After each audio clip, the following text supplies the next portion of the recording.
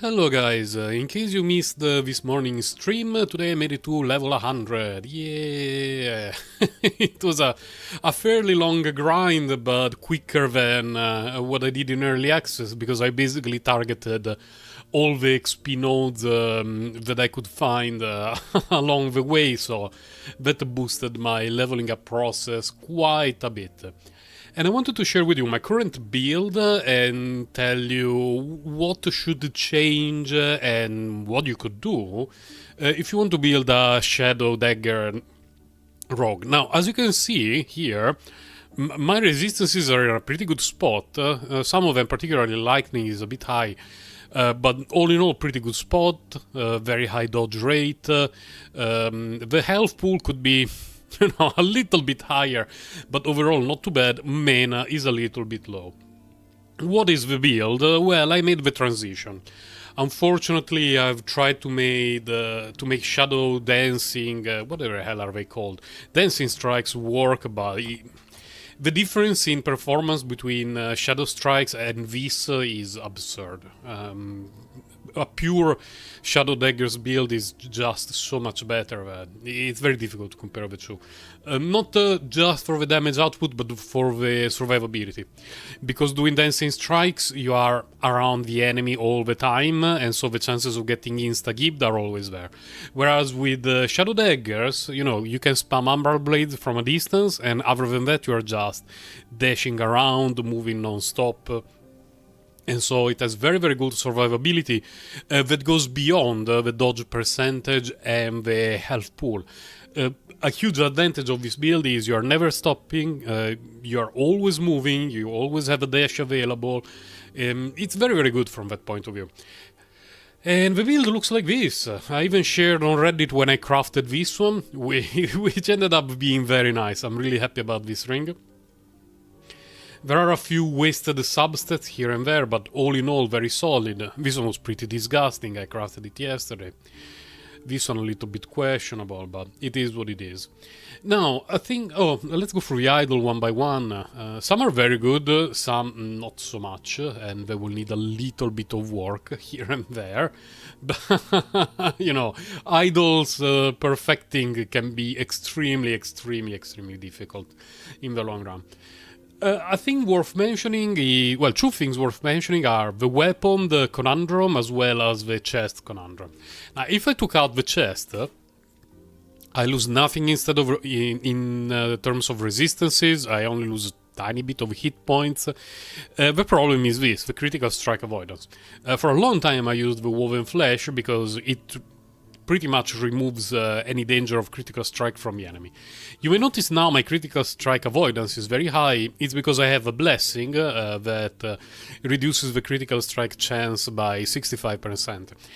What I want to do in the coming days is, as soon as I could craft a piece with some critical strike avoidance, which is available in some slot, although not all of them, I will take a Kestrel. I currently have a Legendary Potential 2, but the chances of dropping a Legendary Potential 3 are not bad. It's actually one of the most common pieces of equipment in the game. And I would like to meld it with this, because, physical penetration with Shadow Daggers is great. A lot of health percentage. I wish that I could find one with the hybrid mod with the health percentage as well as the flat hit points, but that is going to be very difficult. And getting Dusk Shroud when hit is pretty good, but it's Omega Endgame territory, at least for my build. And there is a lot of room for improvement.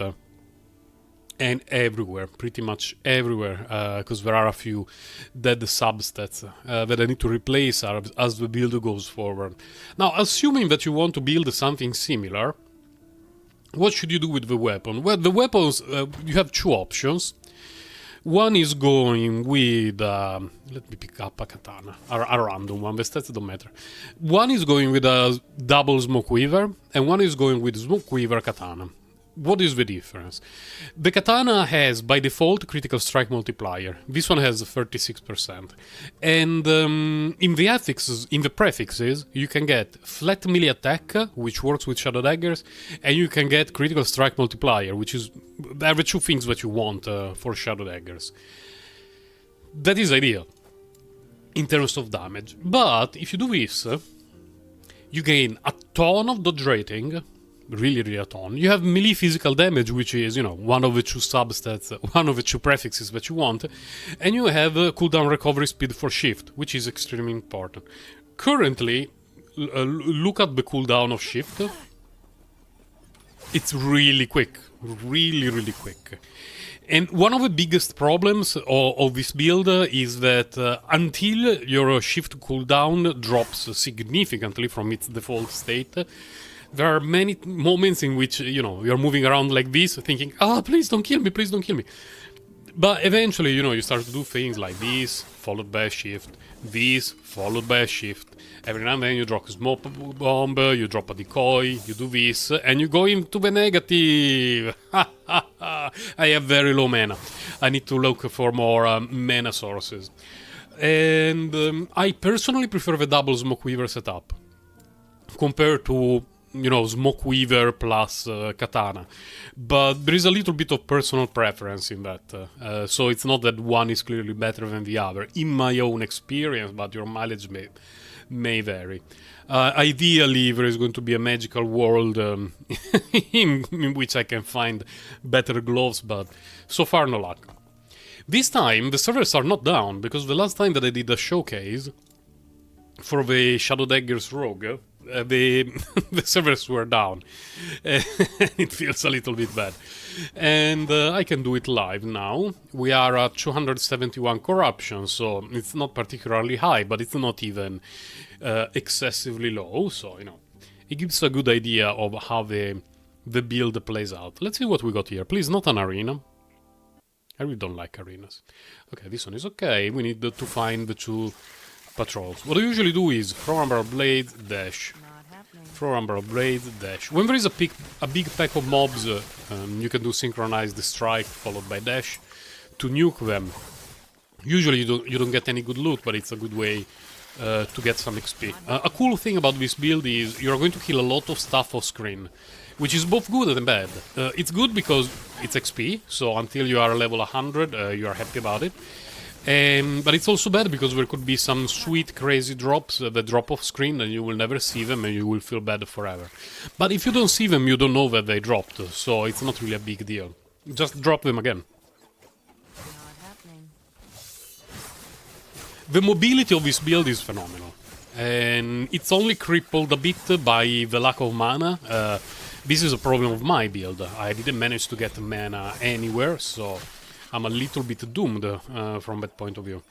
This one, okay, you can pick it up. Not happening. Because as I said earlier, I will stick to double Smoke Weaver, the unique dagger.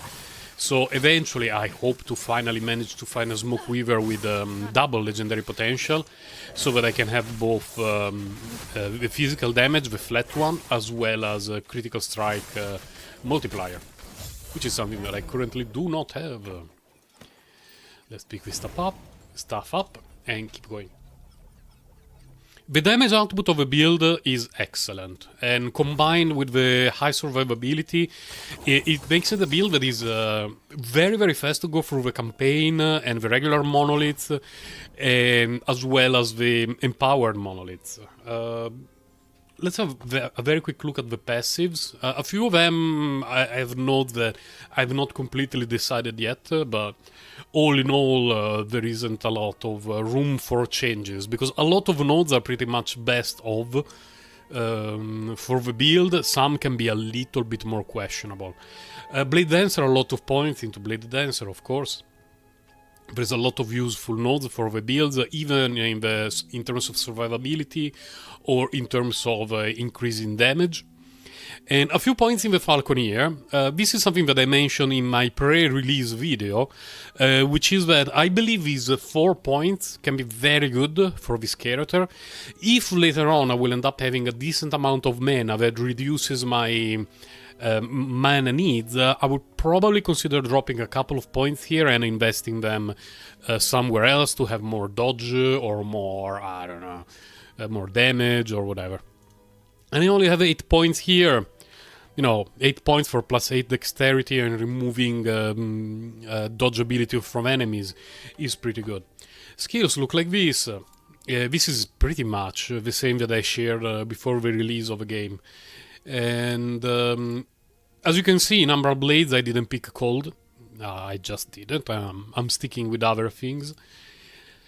And here it looks like this. Synchronized strike looks like this. Smoke bomb looks like this. It should be exactly the same as what I shared before the release. It's a build that I really like because it's fast. Fast, good damage output. There are a lot of decisions, so it's not like there is a pack of enemies and from far away you one-shot them. It's a little bit different because positioning is very important.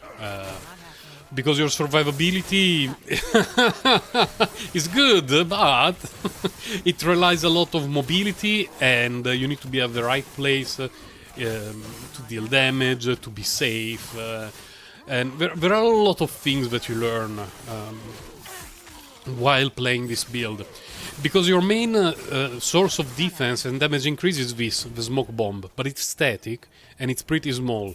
So eventually you learn, for example, to do something like you drop a smoke bomb, you go away, and then you dash into it, you drop synchronized strike, you detonate synchronized strike with another shift, so that you did everything within the smoke bomb while being relatively safe and while benefiting from all the buffs. It's all things that eventually you get used to. And sometimes they are not doable because, you know, when you're zooming around the map, you try to avoid standing still in a smoke bomb unless it's really necessary because there is a huge ambush. But when you're starting to fight bosses, the Ouroboros dudes, Jalra, when you go to the crafting station, I have no mana and I must scream. It's a lot of small details that can help a lot. Really, really a lot. Let's go get these boots. Prophecy fulfilled, let's go. The Circle of Fortune is amazing. A quick detour from the build showcase, the Circle of Fortune is amazing. I was saying today during the stream that this character, which is, what, 1 week old, more or less, has better gear than what I have on the other rogue that I played much more than this in early access. It's really shocking. But for solo self-found characters, they did an amazing job with the Circle of Fortune. Really, really, really satisfying to play. Because the more you play, the more you clearly see that you're approaching a point where you're getting upgrades for your character. And whereas in early access, sometimes it felt like I was not getting anything done. What is this? Attack speed, we don't care about it, we don't care about it. And again, this is not very high corruption. We're only in the 250 to 300 range, more or less. In early access, I was grinding 500 plus. But very nice speed, very safe. I got one shot once during the stream this morning, but it was mostly user mistake. It was not a build mistake. Currently, what I'm lacking in this build is mana, more than anything. When you reach a point where you can use synchronized strike twice in a row without dying, because you are completely out of mana and you cannot shift, then your build is in a safe spot. And it's not my case right now. When I died this morning is because my pinky finger decided that it would have been a good idea against 2 ambush dudes to press synchronized strike twice. And I was out of mana for a very long time, I couldn't shift away, and I got absolutely one shot. It didn't feel very good, but, you know, it's user error, definitely user error. Amulet or whatever. It didn't look very good for my build, but when an amulet has 2 exalted stats, you just pick it up.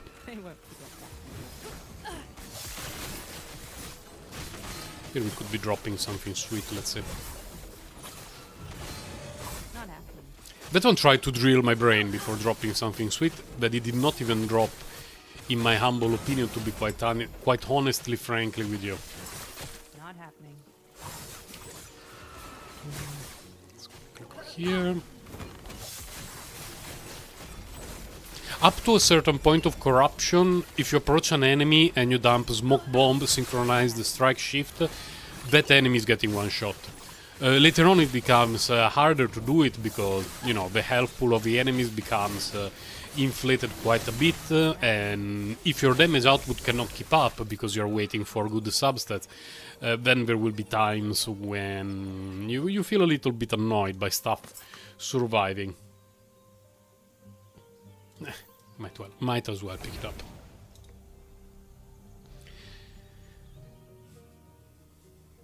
If you're wondering why do I have 16 health on kill here, is because I had these two smoke weavers both with legendary potential 1, and this morning during the stream I decided to see if I could get a lucky 1 in 4 chance at getting melee physical damage, but nope, it didn't work, unfortunately. It didn't work. This is a very nice character to play. It gives me a lot of joy. I'm not sure yet who my next character will be. Probably a caster, I've not decided which one yet.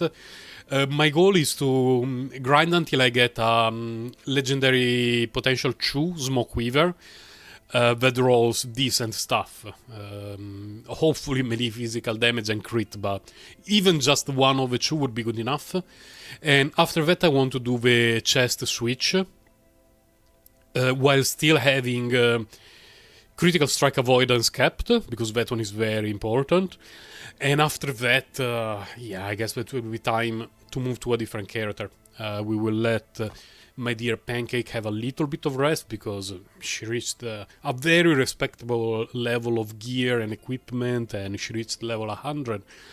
And there are quite a few characters that I never played and that I want to try. But if you're a bit on the fence about trying Shadow Daggers Rogue, it's a very good class. It got nerfed, I know it got nerfed, but fear not, it still performs extremely well, as long as you build it well, and provided it takes a little bit of luck, of course. Bye guys, take care.